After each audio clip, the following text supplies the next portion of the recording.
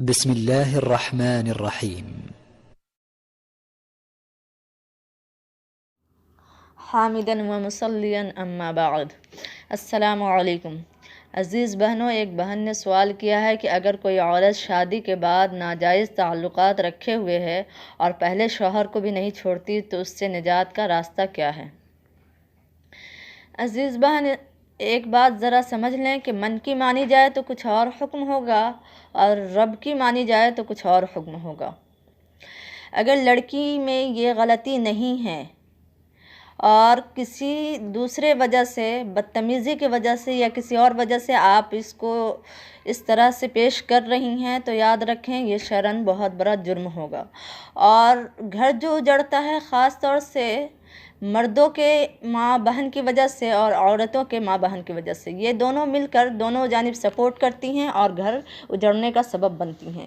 اگر یہ دونوں جانب سے سپورٹ کرنا چھوڑ دیں تو 95% طلاق کا جو ریشیو ہے وہ انشاءاللہ کم ہو جائے گا۔ اور جو لوگ ایسا سپورٹ کر کے آگے بڑھاتے ہیں، یاد رکھیں کہ ان کا انجام دونوں جہاں میں بہت برا ہوتا ہے۔ اور اگر واقعی لڑکی اس طرح کی ہے جو شادی کے بعد بھی غیر مرد کے ساتھ گھوم رہی ہے، تو سوال یہ اٹھتا ہے کہ آپ نے اس کو آزاد کیوں چھوڑا ہوا ہے؟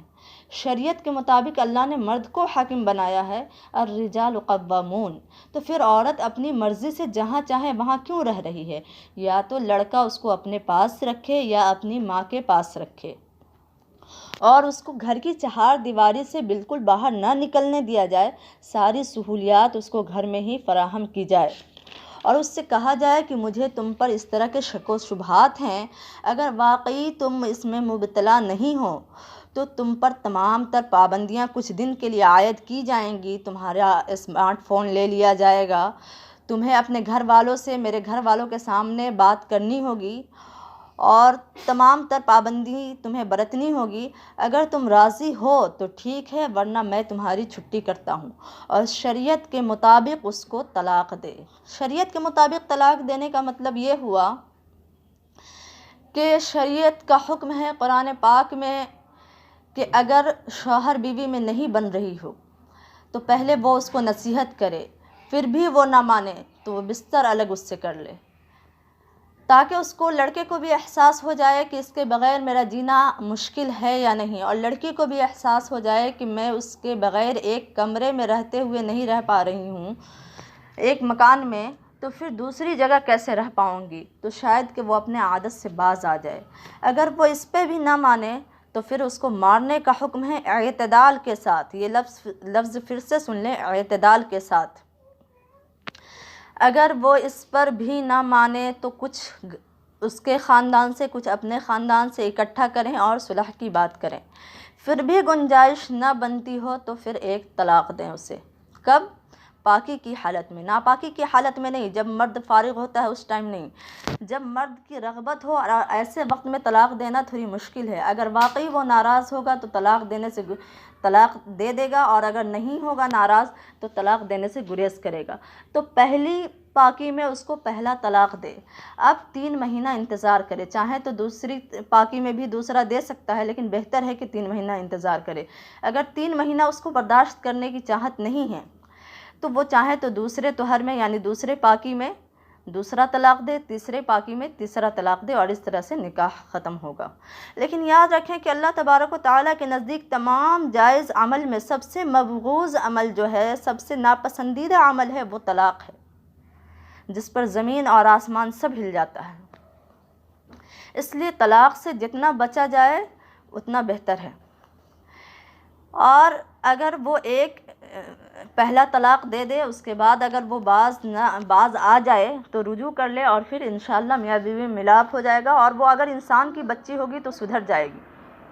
اور یاد رکھیں کہ جو لڑکی یا لڑکا جو بھی شادی کے بعد اس طرح کے قدم اٹھاتے ہیں تو یا نکاح کا واحد مقصد یہ ہے کہ تمام تر گناہوں سے بچ کر اپنے آپ کو شریعت کے اندر ڈھالنا، جو اس کی نگاہ سے گناہ ہو رہے تھے، جو اس کے دوسرے عضو سے گناہ ہو رہے تھے، ان تمام کو اپنے شوہر اور اپنی بیوی کے ذریعے پورا کرنا۔ اور پھر بھی اگر کوئی عورت نہ سدھرے، کوئی مرد نہ سدھرے، تو یاد رکھیں شریعت نے کیا حکم دیا ہے کہ اگر کوئی لڑکی کنواری لڑکی اگر زنا کرے تو اس کو چوک چوراہے پہ کھڑا کر کے 100 کوڑا مارا جائے۔ وقت کا حاکم چاہے تو مار سکتا ہے، بالکل یہ حکم ہے قرآن کا۔ اور اگر یہی کام اگر شادی شدہ عورت کرے تو اس کو سنسار کر دیا جائے، پتھر مار مار کے، بندوق سے نہیں مار کے اڑا دیا جائے، تلوار سے اس کی گردن نہیں کاٹ دی جائے، پھانسی کے پھندے پہ نہیں لٹکا دیا جائے، بلکہ پتھر مار مار کے تڑپا تڑپا کے مارنا ہے، تاکہ دوسرا کوئی آئندہ ایسا نہ کرے، دوسروں کے لیے عبرت کا نشان بن جائے۔ اسی لیے یہ سب ایسا کرنا ہے۔ اس سے پہلے تو یاد رکھیں کہ اگر اس طرح کی حرکت کر رہی ہے تو اس کو پھر ویسے مرد کو یا ایسی عورت کو جو دنیا میں انجام ہوتا ہے کہ وہ بالکل پاگل کی طرح پھرتی ہوتی ہے، اور پہلا والا بھی ہاتھ سے نکل جاتا ہے اور دوسرا والا بھی اس کو پوچھتا نہیں ہے، وہ صحرا پہ اور ریت پہ پہلے والے کا نام لکھتی رہتی ہے اور تشفی دیتی رہتی ہے، لمحوں میں خطا کی اور صدیوں میں سزا پائی مثال اس کی بن جاتی ہے۔ اب اگر پھر بھی نہ سدھرے تو اس سے الگ ہو جانا ہے اور کوئی ربط ضبط نہیں رکھنا ہے،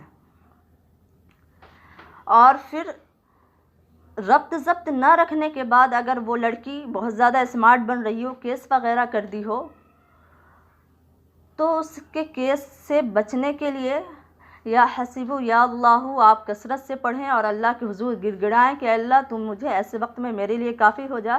انشاءاللہ اگر آپ گڑ گڑا کے مانگیں گی تو ضرور قبول ہوگا اور اللہ آپ کو کافی ہوگا۔ اور اگر کچھ اس کی اچھی چیزیں یاد آ رہی ہے، کچھ بری چیزیں یاد آ رہی ہے، دل میں پتہ نہیں چل رہا ہے کہ کیا فیصلہ کروں کیا نہ کروں، تو ایسے وقت میں یہ دعا پڑھیں کثرت سے، اللہم ارنا الحق حقا وارزقنا اتباعہ وارنا الباطل باطلا وارزقنا اجتنابہ۔ اللہ تعالیٰ خود آپ کو حق دل میں فیصلہ کرنے کی توفیق دے دے گا۔ اگر یہ سب کے باوجود لڑکی بہت زیادہ سازش کر رہی ہو تو یا قابضو کثرت سے 21 مرتبہ ہر فرض نماز کے بعد پڑھیں، انشاءاللہ اس کی ساری سازش اس کے اوپر ہی پلٹ کر چلی جائے گی۔ اور دعا کو گڑ گڑا کے اللہ کے حضور کرنی ہے۔ آج تک ایسا مجھے کوئی نہیں ملا کہ جو گڑ گڑا کے اللہ کے سامنے مانگا ہو اور وہ خالی ہاتھ لوٹا ہو، ورنہ ہوتا یہ ہے کہ ہوتی نہیں قبول دعا، ترک عشق کی دل چاہتا نہ ہو تو دعا میں اثر کہاں۔ والسلام علیکم ورحمۃ اللہ۔